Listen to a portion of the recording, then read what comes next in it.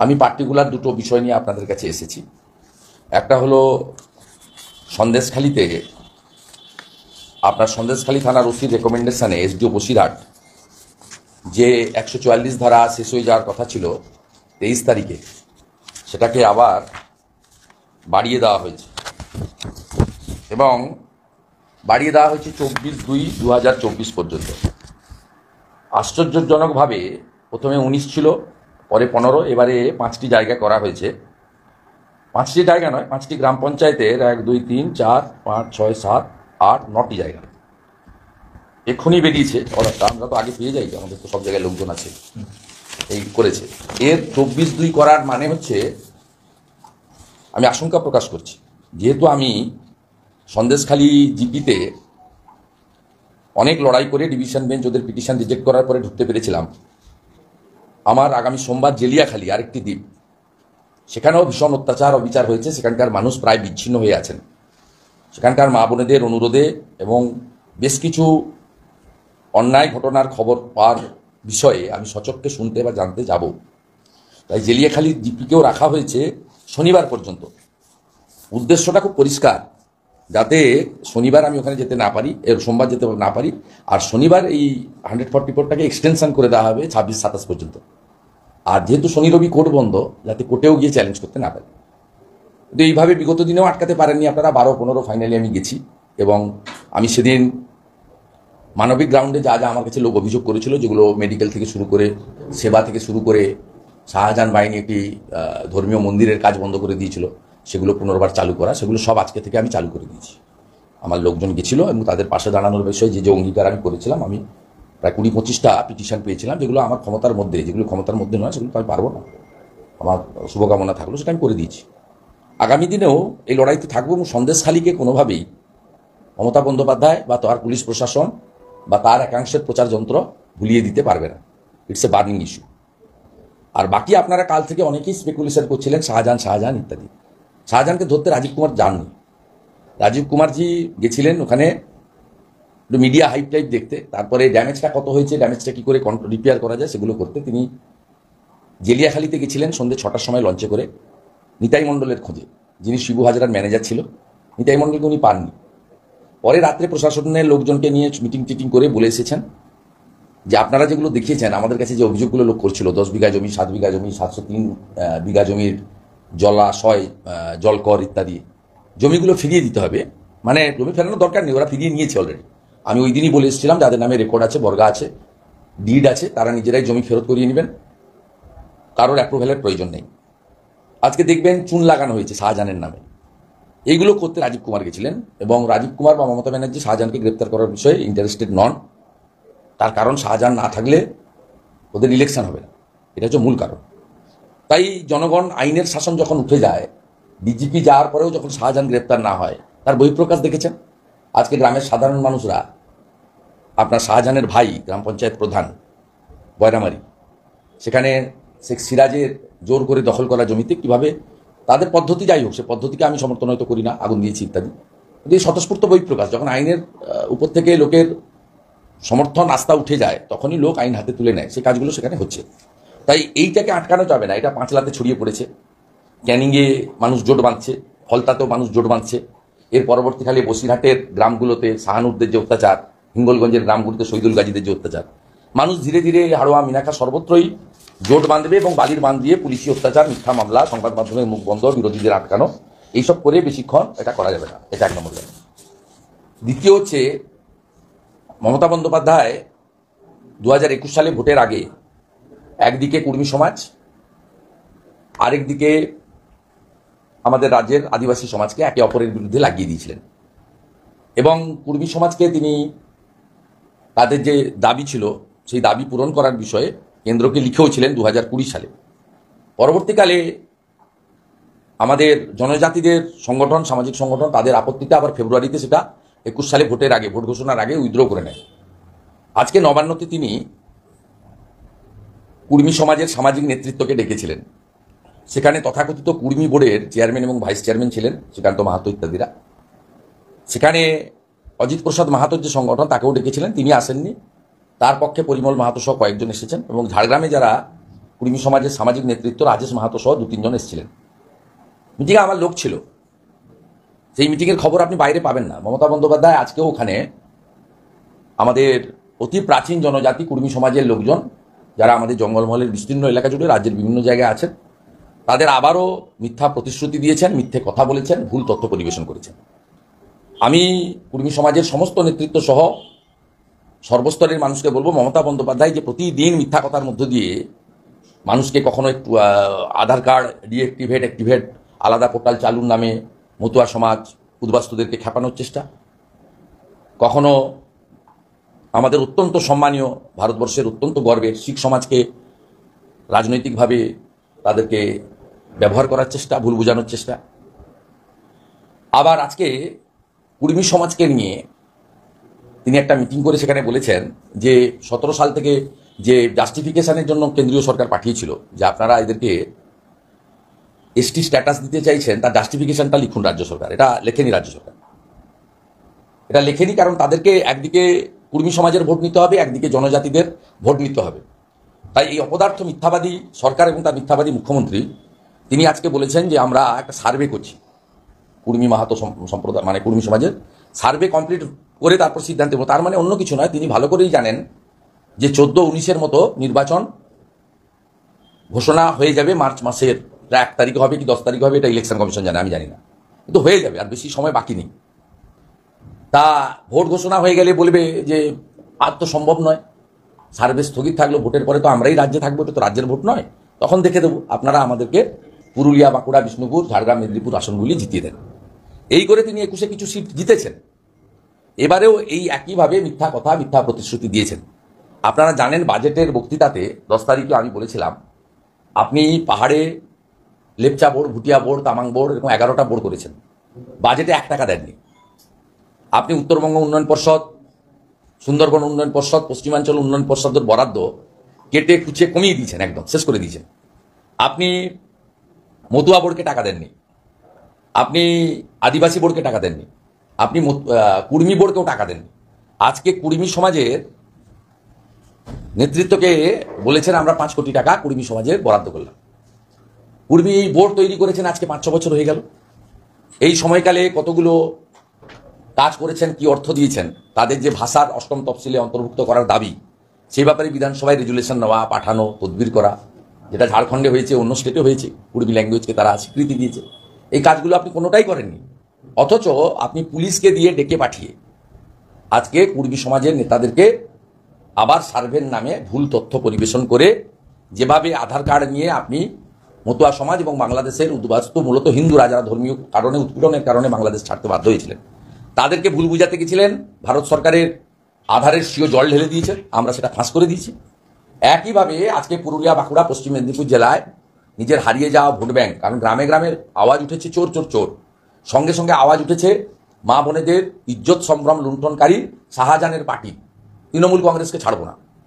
মহিলারা গ্রামে বলছেন যে লক্ষ্মীর ভান্ডার দিন আর যা খুশি দিন, বাড়ি বাড়ি যদি 1,00,000 টাকা করে দিয়ে যান, আপনাকে আমরা ভোট দেবো না, কারণ সন্দেশখালীর মা বোনেরা আমাদের চোখ খুলে দিয়েছে। আর যার মন্ত্রিসভার পার্থ চ্যাটার্জি থেকে জ্যোতিপ্রিয় মল্লিক মানুষের শিক্ষা, কর্মসংস্থান, রেশন নিয়ে জেলে যায়, সর্বত্র চোর। তিনি চোর চোর শব্দ ভীত, সেই কারণে নভেম্বর-ডিসেম্বরে আমাকে বিধানসভার বাইরে রেখেছেন, চোর শব্দ শুনবেন না। এখানেও সম্প্রতি বাজেট অধিবেশনে তিনি 15 তারিখে বক্তৃতা করবেন বলে আমাকে 12 তারিখে বিধানসভা থেকে বাইরে বের করে দিয়েছে। তো আমাদের বিধায়করা, অন্য বিধায়করা ওনাকে চোর শব্দ কানের কাছে গিয়ে শুনিয়ে এসেছে। তাই আমার মূলত 3টি বিষয় ছিল। এক হচ্ছে বিচার ব্যবস্থার প্রতি ধন্যবাদ জ্ঞাপন ও সংবাদ মাধ্যমের সাথে থাকার অঙ্গীকার। দ্বিতীয় ছিল আবার নতুন করে 144 এক্সটেনশনের মধ্য দিয়ে এলাকাতে দমনপীড়ন চালানো, ভুয়া পাট্টা দেওয়া, মানে ড্যামেজ রিপেয়ারিং করা, এবং কার্যত অপোজিশন লিডারকে আবার সোমবার যাতে আটকানো যায় তার প্রস্তুতি নিচ্ছেন মমতা ব্যানার্জি সরকার।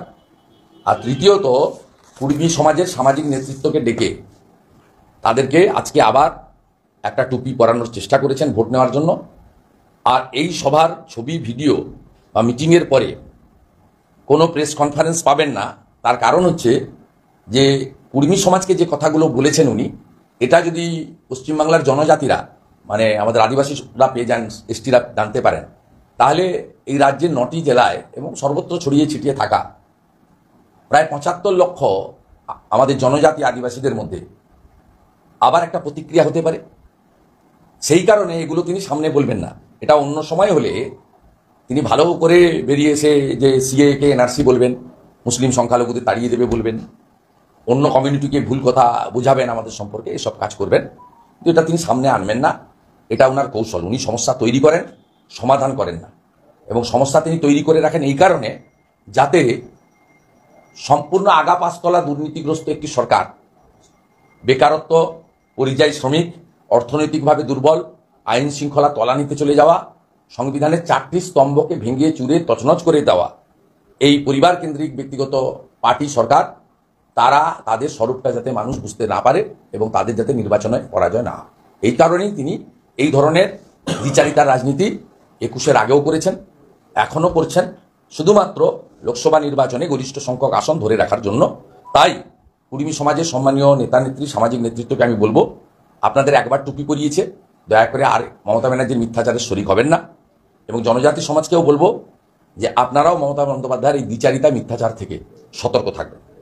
আচ্ছা দাদা, বলছি আজকে সন্দেশখালীতে দেখা গেল বিধায়ক গিয়েছিলেন, তাকে সামনে রেখে খুব মহিলাদের এবং তাদেরকে বহিরাগত বলার জন্য, মহিলাদের বহিরাগত বলার জন্য কার্যত খুব পোষণ করলেন। কিভাবে দেখছেন? সন্দেশখালীর মা বোনেরা সেদিন আপনারা ছিলেন আমাদের 3.5 ঘন্টার কার্যক্রমে, 11টা 56 থেকে 3:30 পর্যন্ত, এই দীর্ঘ সময় 2.5-3 ঘন্টার যে কার্যক্রম, এই কার্যক্রমে আপনারা দেখেছেন তারা একটা দ্বীপে থাকেন কিন্তু খুব ওয়েল অ্যাওয়ার। তারা সেদিন বলছিলেন যে আমরা রাষ্ট্রপতি শাসন চাই, আমরা সিবিআইকে দেখতে চাই। তার মানে তৃণমূলের প্রতিনিধি সুকুমার মাহাতো, যিনি একটা স্ট্যাম্প ছিলেন, কার্যত তার কোনো ভূমিকা ওখানে ছিল না। ওখানে তৃণমূলের মানে এ থেকে জেড সবটাই শেখ শাহজাহান নিয়ন্ত্রিত ছিল। শিবু হাজরারাও যে জলকর, জমি লুট এসব করেছে, নোংরা কাজ, গ্রেপ্তারও হয়েছে মহিলাদের উপর অত্যাচার। আপনি খোঁজ নিলে দেখবেন শিবু এবং উত্তমের যে মাছ, ঘেরি থেকে যে মাছ উঠত, এটা শাহজাহানের সরবেরিয়াতে মাছের যে আড়ত সেখানে দিত। সরবেরিয়া পেরিয়ে কোনো মাছের গাড়ি বা মাছের ঝাঁকা তারা সরবেরিয়া পেরিয়ে অন্য জায়গায় গিয়ে অন্য লোকের মাছের আড়তে দিতে পারত না। অর্থাৎ সমগ্র ব্যবস্থাপনায় কার্যত ওই এলাকাতে শাহজাহান ছিল অলিখিত। যা বলতে পারেন, মুখ্যমন্ত্রী বলতে পারেন, প্রধানমন্ত্রী বলতে পারেন, রাষ্ট্রপতি বলতে পারেন, রাজা বলতে পারেন, সম্রাট বলতে পারেন, যে ভাষাই বলুন না কেন, এটাই ছিল আসল সত্য। তাই আপনার আমার কথা নয়, সন্দেশখালীর মা বোনেরা রাষ্ট্রপতি শাসন চান, সিবিআই চান, কেন্দ্রীয় পুলিশ চান। এই কথাগুলোর মধ্য দিয়ে প্রমাণিত হয়ে গেছে যে এই রাজ্য সরকার, রাজ্যের পুলিশ, তাদের উপরে কোনো আস্থা নেই। সুমেনবাবু, এই যে মুহূর্তে আমরা কথা বলছি, সুকান্ত মজুমদারদের সন্দেশখালী থেকে টেনে হিঁচড়ে তুলে দেওয়া হচ্ছে। তিনি বলেছিলেন যে যতক্ষণ না শাহজাহান শেখকে গ্রেফতার করা হবে ততক্ষণ সন্দেশখালীতে ধর্নায় বসে থাকবো। পুলিশের তরফ থেকে কিছুক্ষণ আগে আসা হয়, এসে বলে 5 মিনিটের মধ্যে সময় দিলাম, 5 মিনিটের মধ্যে থানা আটকে রাখা যাবে না, স্টেপ নেব। এবং এই মুহূর্তে টেনে তুলে দিচ্ছেন সুকান্ত মজুমদার। এটা অত্যন্ত অন্যায়। তাদের অনুমতি নিয়েই উনি গেছিলেন, 144 ধারা মেনেই আমি যেটুকু শুনেছি গেছিলেন। ওনার সিকিউরিটি এবং উনি গেছিলেন, তিনি দুজনের বেশি জানবেন। তার যে দাবি, এই দাবির উপরে ওখানে অনেক সিনিয়র পুলিশ অফিসাররা ছিল। তাদের, সুকান্তবাবু শুধু একটা রাজনৈতিক দলের রাজ্য সভাপতি নন, সাংসদ। তার সঙ্গে কথা বলা উচিত ছিল, তাকে আশ্বাস দেওয়া উচিত ছিল, তাকে অনুরোধ করা উচিত ছিল। কিন্তু যেভাবে তাকে টেনে হিঁচড়ে ওখান থেকে সরানো হয়েছে, তাতে প্রমাণ হয়েছে যে এই পুলিশ রক্ষকের সাহারা দেয়। যারা ভক্ষক তাদের রক্ষক, আর যারা প্রতিবাদ করেন এবং ন্যায্য দাবি তুলে ধরেন, তিনি সাংসদই হন, বিধায়কই হন, যত বড় নেতা নেত্রী হন বা যত বড় সংবাদ মাধ্যমের প্রতিনিধি হন না কেন, তাদেরকে কখনোই যথাযথ যে সম্মান প্রদর্শন করা সেটা করেন না। এক্ষেত্রে আমার বক্তব্য হচ্ছে, পশ্চিমবঙ্গে কার্যত পুলিশ রাজ চলছে। একজন সাংসদের সঙ্গে যে ব্যবহার করা হয়েছে এটা অত্যন্ত অন্যায়। এবং এরা হয়তো ভাবছে যে আমাদের বড় বড় ব্যারিস্টার আছে, এর আগের মতো আবার প্রিভিলেজ কমিটিতে আমরা গিয়ে পার পেয়ে যাব। তাই বিচার ব্যবস্থারও এই বিষয়ে সজাগ হওয়া উচিত যে জনপ্রতিনিধিরা তাদের নিজেদের কথা বলতে পারছেন না এবং কাজ করতে পারছেন না। সন্দেশখালী 2 নম্বর ব্লকে মোট 817টি অভিযোগ জমা পড়েছে, তার মধ্যে আজকে 9 জনকে জমি ফেরত দেওয়া হয়েছে। জমি ফেরত কাউকে দিতে হবে না। আমি যেদিন গেছিলাম সেদিন থেকেই জমি ডিড এবং রেকর্ড অনুযায়ী, বর্গা অনুযায়ী যাদের রেকর্ড আছে তারা নিজেরা ফেরত করিয়ে নিচ্ছে। পুলিশকে দয়া করার দরকার নেই, মমতা ব্যানার্জি কিছু করতে পারবে না, ওর হাতের বাইরে চলে গেছে। 6টি দ্বীপ আছে সন্দেশখালী 2 ব্লকে, সবটাই মমতা ব্যানার্জির হাতের বাইরে গেছে। এবং শুধু তাই নয়, আমাদের এদিকে ধামাখালি থেকে শুরু করে রামপুর থেকে সরবেড়িয়া, রাজবাড়ি, মালঞ্চ পর্যন্ত বিস্তীর্ণ এলাকায় দলমত, বর্ণ, ধর্ম নির্বিশেষে মানুষ কিন্তু এর বাইরে এদের বিরুদ্ধে চলে গেছে। শুনুন, অভিষেক বন্দ্যোপাধ্যায় একটা ক্যাম্পেইন শুরু করছেন, জমিদার হটাও বাংলা বাঁচাও। উনি নিজেই তো জমিদার। আপনি কদিন আগে শোভনদেব চট্টোপাধ্যায়ের আচরণ খড়দার একটা সবাই দেখলেন না? একজন স্থানীয় নেতা বক্তৃতা করছেন, তার জোর করে মাইক কেড়ে নিলেন, বললেন আমি ওয়ার্কিং কমিটির মেম্বার, তুমি জানো না, কাণ্ডজ্ঞান নেই। ওরাই তো জমিদার। কালীঘাটের আগল বগলে যারা থাকে, হরিশ চ্যাটার্জি, হরিশ মুখার্জি স্ট্রিট, এরাই তো পশ্চিমবাংলার জমিদারিটা চালাচ্ছে। সরবেরিয়ার পরে যে বেরমজুরে যে চাষের জমি দখল, মাঠে মানুষের যে ক্ষোভ প্রকাশ্যে আসছে। আচ্ছা, আরেকটা জিনিস হচ্ছে খালিস্তানি বিতর্কে এবার শিখরা গেলেন রাজ্যপালের কাছে। তারা বলছেন যে সেখান থেকে বেরিয়ে এসে কোনো বিতর্ক নেই, মমতা ব্যানার্জির ক্রিয়েট করা, আমরা কেউ এই ধরনের কথা বলি। আমি আবারও বলছি, আপনারা কোনো জায়গায় আপনারা দেখাতে পারবেন না, বা আমি বা আমাদের সাথী নেতৃবৃন্দ এই ধরনের কোনো কমেন্ট করেছি। এবং আমাদের সামনে ওখানে যিনি কাজ করছিলেন আইপিএস অফিসার দাঁড়িয়ে আছে। আর এটা মমতা বন্দ্যোপাধ্যায়ের উস্কানি এবং ক্রিয়েশন। আমরা শিখ সমাজের প্রতি কত বড় রেসপেক্ট আছে এটা সবাই জানে। মমতা ব্যানার্জির কোনো অধিকার নেই এগুলো নিয়ে বলা। তার কারণ 1984 সালে শিখ দাঙ্গা যখন হয়, তখন মমতা বন্দ্যোপাধ্যায় কংগ্রেসের পক্ষ নিয়েছিলেন। হাজার হাজার শিখ যখন কোতল হয়। 2020 সালে আমাদের একজন শিখ নিরাপত্তা রক্ষীকে কিভাবে তার গর্বের যে মাথার পাগড়ি তাকে খুলে তার মাথার চুল ধরে টানতে টানতে পুলিশ নিয়ে গেছিল, সেটা সবাই জানে। অতএব তৃণমূলের উস্কানিতে এটা হচ্ছে। মাননীয় রাজ্যপাল মহোদয় ওনাদের সঙ্গে কথা বলেছেন, এবং আমি মনে করি না, উনি খুব ভালো কথা লিখেছেন। আমি পেয়েছি প্রত্যেকটা কথার সঙ্গে আমরা সবাই একমত, দেশ একমত। শিখ, আমি বারে বারে বলি, আমি গুরু নানকজির তার প্রকাশ পরব বলুন, গুরু তেগ বাহাদুরজি বলুন, গুরু আপনার গোবিন্দ সিংজি বলুন, সব প্রোগ্রামে আমি অ্যাটেন্ড করি। প্রত্যেকটা গুরুদ্বারের সঙ্গে আমার আত্মিক সম্পর্ক রয়েছে।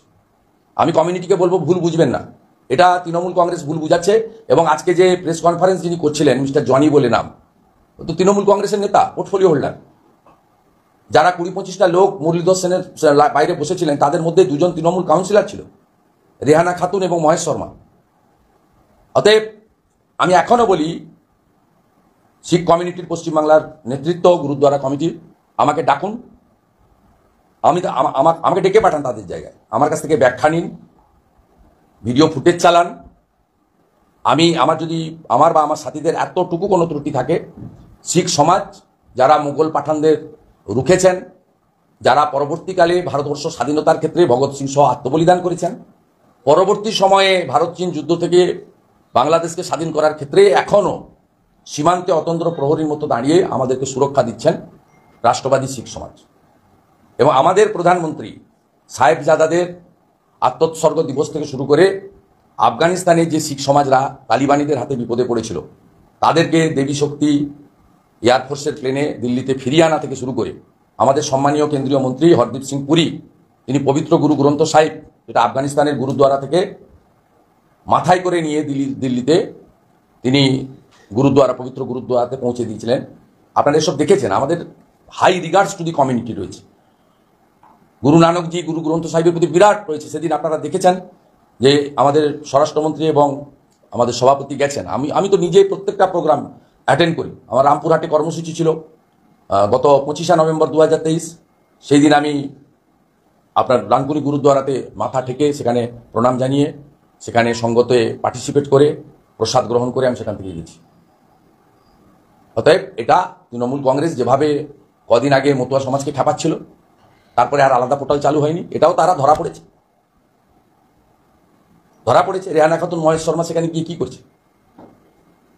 এত শিখ কমিউনিটির, গুরুদ্বারা কমিটির, সামাজিক তাদের কমিউনিটির লিডার থাকতে থাকতে মিস্টার জনি কেন লিডারশিপ দিচ্ছে? হুইজি তৃণমূল কংগ্রেসের র্যাঙ্ক অ্যান্ড ফাইল ফাংশনারিজরা তারা এটা করছে, এবং এর উস্কানিদাতা মমতা বন্দ্যোপাধ্যায়। এবং তিনি এই কাজগুলো ওখানে কাউন্সিলর যে কাজরি ব্যানার্জি আছে তাকে দিয়ে, এবং শান্তনু সিনহা বিশ্বাস পুলিশের আইসি, তাকে দিয়ে উস্কে অর্গানাইজ করে এগুলো করাচ্ছিলেন। কিন্তু এগুলো শিখ সমাজ বুঝেছেন। আমি আবারও বলি, কমিউনিটি আমাকে ডাকলে আমি তাদের কাছে যাব, ব্যাখ্যা দেবো। তারপরেও যদি তারা বলে যে না, আপনাকে আমাদের কমিউনিটির কাছে এইটা করতে হবে, তাদের সমস্ত শর্তে আমি রাজি আছি। কিন্তু তৃণমূল কংগ্রেসের কোনো ধমকানি চমকানির কাছে মাথা নিচু করতে আমি রাজি। ঠিক আছে।